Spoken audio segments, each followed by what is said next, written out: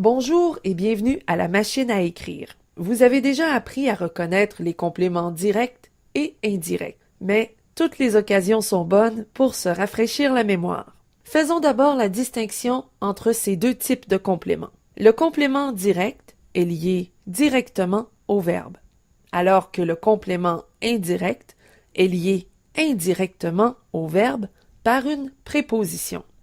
Et les prépositions, souvenez-vous, à, de, sans, pour, par, avant, avec, après, etc. Il y en a plusieurs et il faut les apprendre. Pour identifier le complément direct dans une phrase, on doit poser une question après le verbe, soit la question qui ou la question quoi. La réponse à cette question nous indique quel est le complément direct. Par exemple, j'ai un chat. Ma question, j'ai quoi? La réponse, un chat.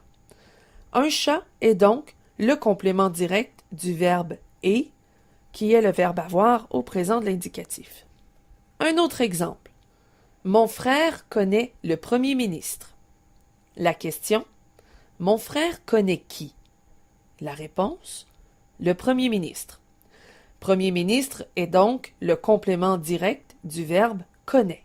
Le complément direct peut être un nom, un pronom, un infinitif ou une proposition. Voici un exemple où le complément direct est un verbe à l'infinitif. Je veux partir en voyage. La question, je veux quoi? La réponse, partir, qui est un verbe à l'infinitif. Mais attention, si vous posez une autre question que qui ou quoi, vous ne trouverez pas le complément direct. Il est important de préciser aussi qu'en français, ce ne sont pas tous les verbes qui peuvent avoir un complément direct. Parlons du complément indirect maintenant. Le complément indirect, comme son nom l'indique, est relié indirectement au verbe par une préposition. Pour l'identifier, il faut poser une question qui contient une préposition. On peut poser la question à qui, à quoi, de qui, de quoi, par qui, par quoi, etc. En fait, on pose les questions qui ou quoi précédées d'une préposition. Et la réponse à la question sera le complément indirect. Par exemple, dans la phrase « Tu joues de la guitare ». La question « Tu joues de quoi ?» La réponse « De la guitare ». De la guitare est donc le complément indirect du verbe « joue ». Un autre exemple. Céline a chanté pour sa mère.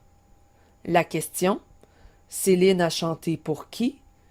La réponse, pour sa mère, qui est le complément indirect. Le complément indirect, tout comme le complément direct, peut être un nom, un pronom, un infinitif ou une proposition.